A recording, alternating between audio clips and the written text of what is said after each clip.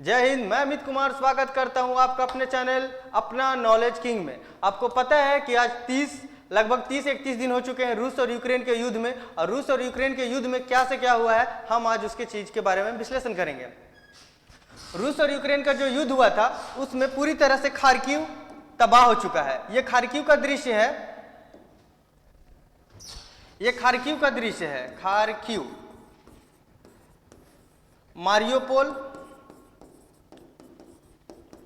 और अभी जंग जो चल रहा है वो क्यू की है। अगर क्यू जीत जाता है, अगर रूस क्यू जीत जाता है तो पूरी तरह से यूक्रेन पे जीता जाएगा समझा जाएगा, और वो जो वहां के राष्ट्रपति हैं व्लादिमीर ज़ेलेंस्की, उन्हें अपने पद से इस्तीफा देना पड़ेगा या फिर रूस के सैनिकों के द्वारा उन पर कार्रवाई की जाएगी या उन्हें कैद कर लिया जाएगा। ये वहां का जो एक मूर्ति बनाया गया था उसे पूरी तरह से ध्वस्त कर दिया गया, जो कहा जाता है कि ये ऐतिहासिक धरोहर था। ये पूरी तरह से वहां का समाप्त कर दिया गया है, और ये इस तरह का कर दिया गया है कि आप देख रहे हैं कि किस तरह का खत्म कर दिया गया है। ये जो मूर्ति था ये पूरी तरह से बिल्डिंग को नस्तो नाबूद कर दिया गया, पूरी तरह से बर्बाद कर दिया गया है रूस के तरफ से। और हम ये भी बता देना चाहते हैं कि रूस लगभग 15,000 अपने सैनिक जो थे, इसके रूस के 15,000 सैनिक इस युद्ध में मारे गए। और कहा जा रहा है रूस के तरफ से बयान दिया जा रहा है कि यूक्रेन के 30,000 सैनिक यूक्रेन के मारे गए हैं इस युद्ध में। अब ये युद्ध इतना भयावह हो चुकी है कि ये युद्ध अब तृतीय विश्व युद्ध के रूप ले चुका है। आइए समझते हैं कैसे। ये देखिए, ये है आपका एक मिसाइल, किंजर मिसाइल, जो पूरी तरह से हाइपरसोनिक मिसाइल है। ये पूरी तरह से हाइपरसोनिक मिसाइल है।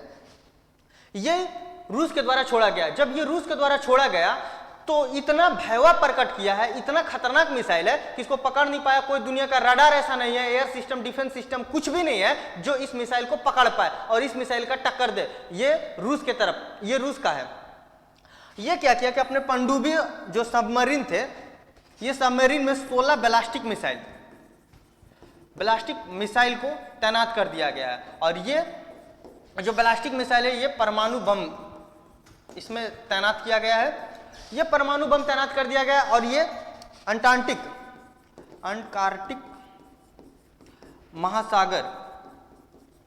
महासागर में राउंड मार के, एक राउंड ऐसे गया है और इस तरह राउंड मार के फिर वहां से रिटर्न कर दिया गया। मतलब रशिया के द्वारा ये चीज को दिखाया गया कि अब देख लीजिए भाई, हम भी तैयार हैं। आप पे जितना आप हम पे प्रतिबंध लगाना था लगा दिए, फिर भी हम आपको कुछ नहीं बोले। लेकिन आप अगर बोलते हैं कि नो फ्लाई जोन, कहा जा रहा है कि अगर यूक्रेन पे नो फ्लाई जोन यूक्रेन मांग रहा है, अगर आप नो फ्लाई जोन हमारे घोषित करते हैं तो फिर भाई समझ लीजिए परमाणु युद्ध के लिए आप तैयार रहिए। और नेटो यानी कि पूरा 30 देशों का संगठन है नेटो, और उसका संचालन करता है या मेन आप बोलिए तो अमेरिका है, सारा को हम ध्वस्त कर देंगे। हम तो बर्बाद होंगे ही, आप भी बर्बाद हो जाइएगा। रूस के द्वारा व्लादिमीर पुतिन का कहना है कि हमारे जब तक अस्तित्व पे खतरा आएगा तो हम परमाणु बम गिराने में जरा भी हिचकेंगे नहीं। और लावारोव वहां के जो विदेश मंत्री हैं वो भी अपना स्टेटमेंट दिए। ये है पाकिस्तान के नल्ला प्रधानमंत्री इमरान खान, और ये है कर्नल बाजवा जो सेना प्रमुख है वहां का। ये इनको अब बोले हैं कि आप अभी वहां के जो संसद है वहां पर अविश्वास प्रस्ताव पास किया गया और अब इनको वहां से हटना पड़ेगा। अब ये क्या किए हैं कि वहां का एक OIC मीटिंग हुआ था, OIC, और इसका संचालक करता कौन था? पाकिस्तान। उसमें मेन इन्विटेशन जो यानी कि मेन किसको बुलाया गया था? तो वहां चीन के विदेश मंत्री वांग ही को बुलाया गया था। उस ओआईसी मीटिंग में। अब ये ओआईसी मीटिंग क्या है? तो ऑर्गेनाइजेशन ऑफ इस्लामिक कॉरपोरेशन, इसकी स्थापना 1969 में की जाती है। इसमें 57 देश सम्मिलित हैं।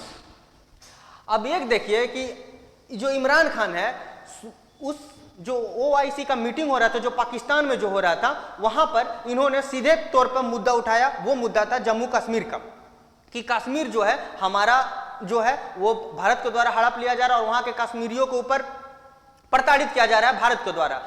ये इतना नल्ला है कि सूते जागते हगते वक्त भी अगर कुछ भी बात है तो वो हमारे जम्मू कश्मीर या हमारे भारत का नाम लेता है। बेशरम को इतना भी बेशरम हो चुका है, इतना बेशरम हो चुका है कि इसको कुछ समझ में नहीं आता है। कुछ भी जहां भी जाएगा तो ये भारत का मामला, अरे अपना तो खुद का पेंदी का लोटा है, जिधर मन तिधर ढुड़क जाएगा।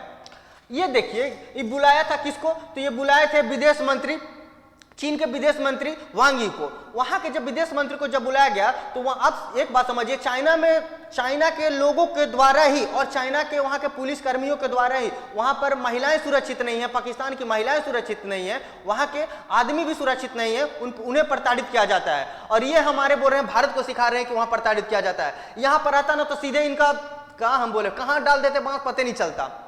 आप एक बात समझिए, जो वहां के जो विदेश मंत्री थे वो भी बोले कि पाकिस्तानी जो है वो भाई भाई है। एक बात बताइए, कुछ दिन पहले या कुछ साल पहले स्टेटमेंट दिया गया था कि भारत जो है और चीन जो है भाई भाई है, चीनी भारत भाई भाई, आज पाकिस्तानी भाई भाई हो गया। वहां से जब मीटिंग खत्म हुआ तो वो भारत में आए, और भारत पे जब भी कोई आता है तो वो पूरी तरह से कॉन्फ्रेंस कर दिया जाता है कि भारत के कोई विदेश मंत्री आ रहे हैं। लेकिन जब वो इस तरह का स्टेटमेंट ओआईसी मीटिंग में दे दिया गया तो उनका कोई स्वागत नहीं किया गया। बोले कि ठीक है आओ, कोई तुमको मिलने उलने नहीं जाएगा। और उनसे मिलने सिर्फ अजीत डोभाल और वहां के भारत के जो विदेश मंत्री हैं एस जयशंकर, वही मिले। बोले कोई तुमसे मिलने नहीं जाएगा। अरे दुष्ट है चाइना वाला भी। और एक बात बता दें, ये जो कर्नल बाजवा हैं, ये अब इनको अल्टीमेटम टाइम दे दिए कि भाई अब आपका टाइम हो चुका है, आप अब हट जाइए। दूसरी बात करें तो कर्नल बाजवा को यही किए थे 3 साल इनका जो कार्यकाल था बढ़ा दिए थे। अब इनका कार्यकाल ही तो बढ़ा दिया, अब इनका कार्यकाल ही कहे कि अब आपका ढेर कार्यकाल हो गया, आप कार्यकाल करने से पहले ही आप हट जाइए।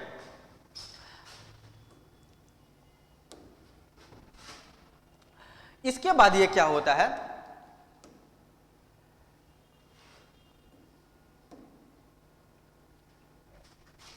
ये है किम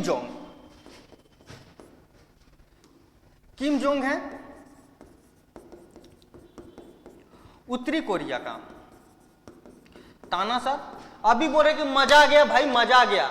अभी मजा आ गया काहे बोल रहे? ये बोल रहे कि खेल में तो वेल्डन बोल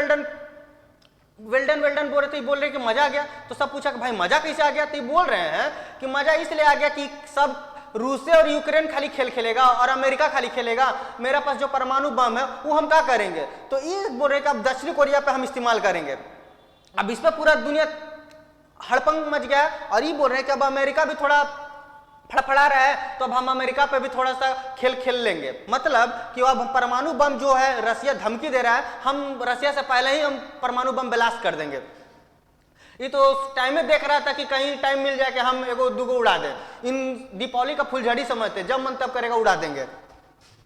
ये है किम जोंग। जो बाइडेन जो थे पोलैंड के दौर पे थे, जो बाइडेन पोलैंड के दौर पे थे, अभी भी पोलैंड के दौर पे हैं। ये बोले हैं कि चाइना अगर रूस का मदद करेगा या सैन्य मदद करेगा या किसी प्रकार का हथियार देगा तो हम उस पर कड़ी प्रतिक्रिया व्यक्त करेंगे और उस पर भी प्रतिबंध लगाएंगे।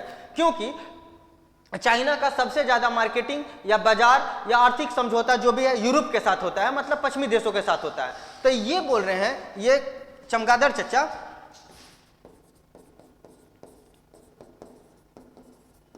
यानी कि शी जिनपिंग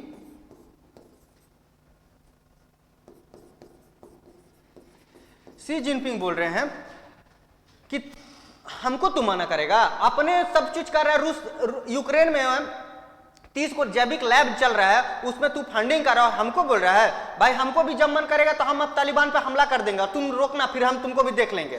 क्योंकि चाइना चाहता है कि इसी बीच में वो तालिबान पे हमला करे और तालिबान को अपने में कब्जा ले ले।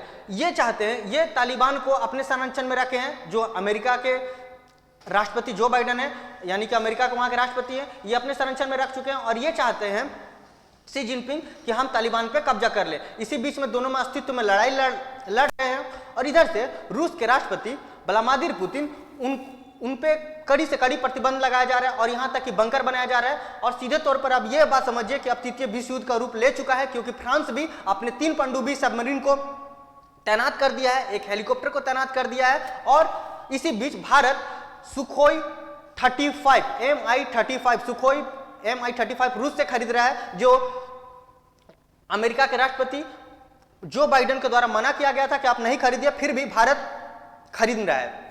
इनके द्वारा मना किया गया था कि आप तेल भी मत रूस से खरीदिएगा, लेकिन भारत 300 बैरल रूस से खरीदा। और वो भी खरीदा कैसे है, तो रूबल में।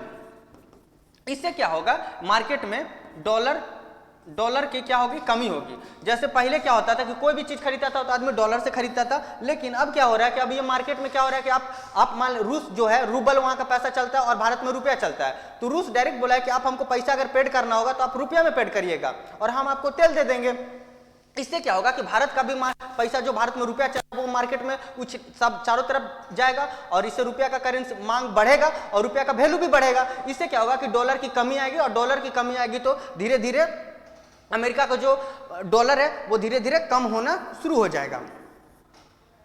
जो बाइडेन अभी पोलैंड के दौर पे हैं और वहां पर सैनिकों से मिले हैं और वहां पर टाइगर सेना का नेतृत्व कर रहे हैं। टाइगर सेना की बात करें तो टाइगर सेना जो है, अगर किसी भी देश पे हमला हो जाता है परमाणु बम से, तो उसी चीज के विश्लेषण के लिए टाइगर सेना का स्थापना किया गया और टाइगर सेना को वहां पर मिलने गया। तो और वहां के यूक्रेनी जो पोलैंड में शरणार्थी हैं उनसे भी मिले, कौन, जो बाइडेन की बात करें तो ये इस गेम में अहम किरदार निभा रहे हैं और सब जगह जा रहे हैं। यहाँ के सारा रूस पे प्रतिबंध लगा रहे हैं, सेंक्शन लगा रहे हैं। अब देखना है कि होगा क्या। लेकिन रूस कड़े शब्दों में प्रतिक्रिया व्यक्त कर दिया है कि अगर हमारे अस्तित्व पे खतरा आएगा, अगर हमारी देश की न्यूनता जरा से भी हिलेगी तो हम परमाणु बम चलाने से जरा से भी नहीं हिचकेंगे।